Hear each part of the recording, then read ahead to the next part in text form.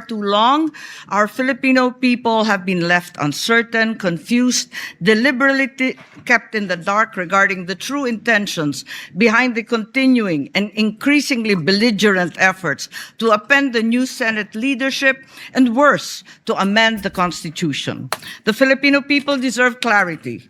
The Filipino people deserve honesty, and above all, the Filipino people deserve at least the truth. Madam President, today I will not rely solely on my own words. I will present before this chamber a short video containing documentation, footage, and statements directly connected to the ongoing efforts toward term extension and charter change. With your permission, therefore, may we now direct the technical team to play the video presentation. Bakit nagpalit ng liderato sa Senado? May I be allowed to humbly move to declare all seats vacant, Mr. President? With 13 affirmative votes, 10 negative votes, and 1 abstention, the positions in all the positions in the Senate is hereby declared vacant. Bakit ito nilusog?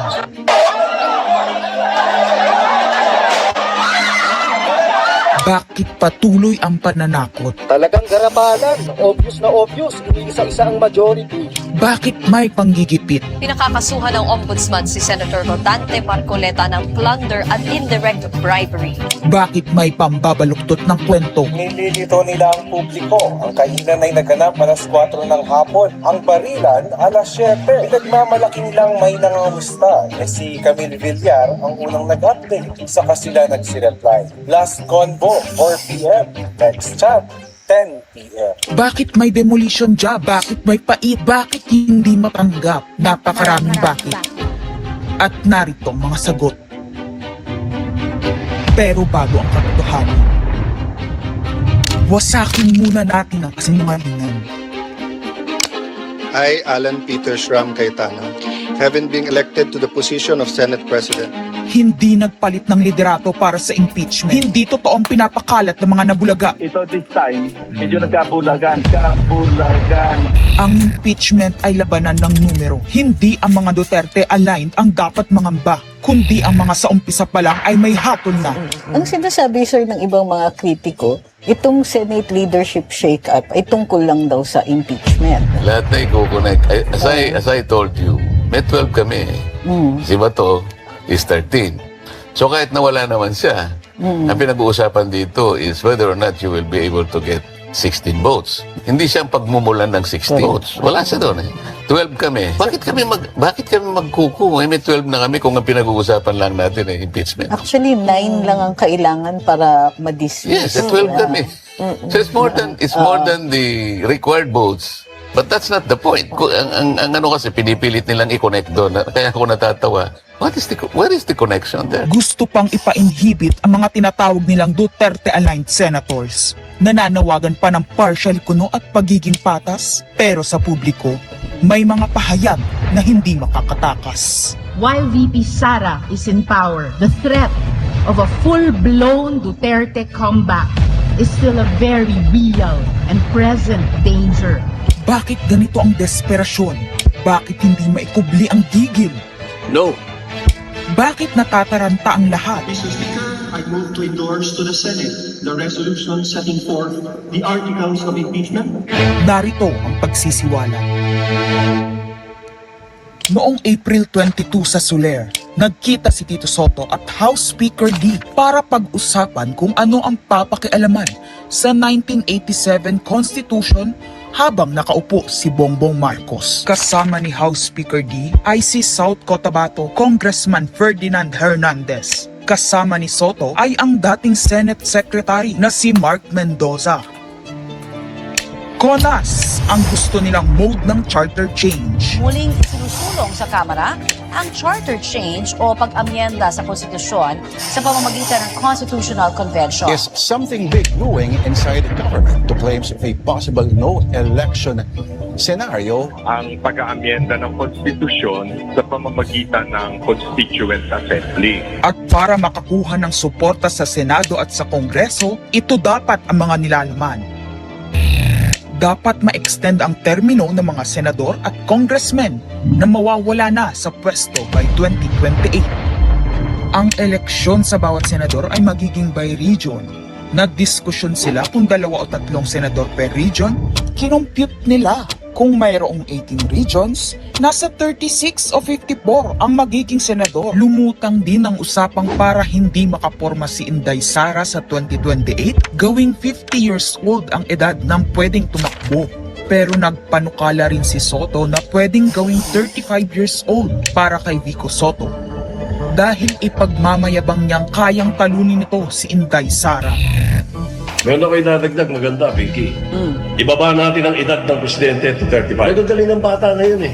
Magagaling eh. Ibigay na natin sa mga kabataan na pagpatakbo nitong bansa. Baka puro matino pa ilagay natin. Baka sabihin nila, Senator Soto, this is to siguro allow your nephew, ba, si Vico, na tumakbo. Sabi ko na Maging qualify. Sabi ko na mag-iisip sila ng gano'n. Hindi ko naisip si Vico Ronay. Ang impormasyong ito ay mula mismo sa kasama sa meeting. Kasama din nila ay isang congressman, isang gobernador, isang retired military officer, isang dating may mataas na katungkulan, at 5 mula sa private at business sector. Kaya ba binaliwala ang panawagan ng taong bayan? Kaya ba binaliwala ang paalala ng Iglesia ni Cristo? Hindi po nagbabago ang bilin ng Iglesia ni Cristo, Nelson, na ang Iglesia ni Cristo po ay tutol sa impeachment. Kaya ba nagtatapang-tapangan ang mga umaastang bida sa ginagawa nilang tunay na drama? Kaya ba nila sinasabing hindi sila natatakot sa eleksyon ay dahil alam nilang walang eleksyon na magaganap? Hindi po kami natatakot sa susunod na eleksyon. At ang boto sa impeachment ay refleksyon ng boto sa pagsira sa 1987 Constitution. Pabor ang karamihan sa mga pagbabago sa saligang batas, lalo na sa usaping ekonomiya. Ngunit kung papakialaman ng iilan ang konstitusyon para maghari-harian at para sa pansariling kapakinabangan, makapwesto ng matagal o mailuklok ang kamag-anak, humanda kayo sa galit ng bayan. Ang pagpapalit ng liderato sa Senado ay hindi kakaiba. Ito ay nakabase sa prioridad at gusto ng mga senador. Bumabahana ng ebidensya laban kina Bongbong Marcos, Liza Marcos, Sandro Marcos at Marvin Romualdez. Kailangan ng may bayag sa Blue Ribbon Committee. Ipinangako na sa mga korap na mambabatas ang perang malilikom sa 2027. 2028 national budget dapat pigilan. 2028, alam natin that's the election budget, and it was assured to the congressmen this will also be the CONAS budget. Nagiging isa ng malaking sindikato ang pamahalaan. Sinusuportahan ito ng mga dating kalaban, mga tinulungang manalo noong nakaraang eleksyon, mga may galit sa nagdaang administrasyon. Lahat sila kasama ng pinakamalaking troll farms at ilang bahagi ng mainstream media ay pinagagana ng 2 bagay: pera galing sa korupsyon, galit sa mga Duterte. Mahalaga ang liderato ng Senado para sa mga korap at nakasandal sa mga buwaya ng kapangyarihan. Ngunit mas mahalaga ito sa mga naninindigan na ang Senado ay bantayog ng konstitusyon na hindi dapat tinatakot, sinusuhulan at iniipit upang maging tau-tauhan. Maaaring hati ngayon ang Senado. Maaaring kanya-kanyang bersyon ng kwento. Wala nang pakialam kung ano ang totoo. Isa itong indikasyon na gumagana ang demokrasya. Kailangan lang maalala ng bawat senador na kahit sila ay may kapangyarihan, hindi dapat nila malimutan magpakatao. Sa kabila ng lahat ng problema, pinakamababang halaga ng piso sa kasaysayan, mataas na bilihin at gasolina, kawalan ng trabaho, halos wala nang makain, nagpapakamatay na mga magsasaka. Ang inuuna ay politika, impeachment at kung ano-anong propaganda para mabalik ang kontrol sa Senado ng mga nangako na maisakatuparan ang pagpapahaba ng panahon sa kapangyarihan. Kung magde-deny yung mga nandoon sa meeting na yon at pabubulaanan yung aking sinabi, then sasabihin ko kung sino ang nagsiwalat sa amin. Kasi magugulantang ang buong bansa pag siniwalat ko kung sino yung nagsabi sa amin.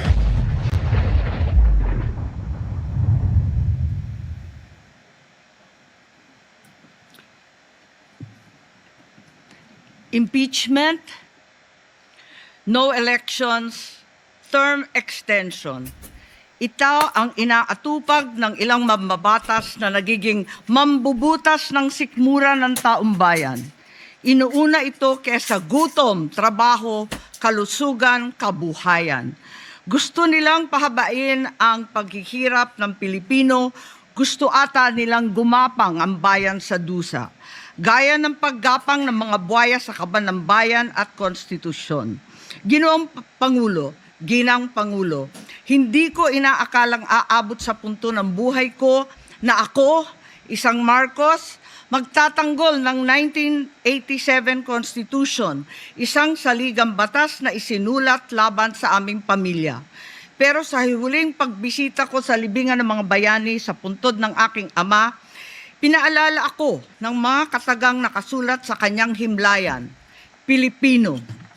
At bilang Pilipino, bilang isang lingkod bayan, bilang isang kaisa-isang anak ni Ferdinand Marcos na may lakas ng loob na tumindig para sa ating bansa, dapat protektahan natin ang saligang batas ng Pilipinas. Nitong mga nakaraang linggo, hindi lang ako basta Pilipino, hindi lang ako basta senador, naging reporter pa at vlogger dahil walang mag-cover sa totoong nangyayari. Pero napakaraming nagko-cover up sa mga korap na politiko.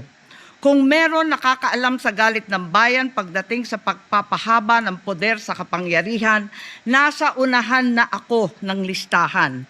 Hindi ako makakapayag na walang maisabuhay sa mga aral ng kasaysayan.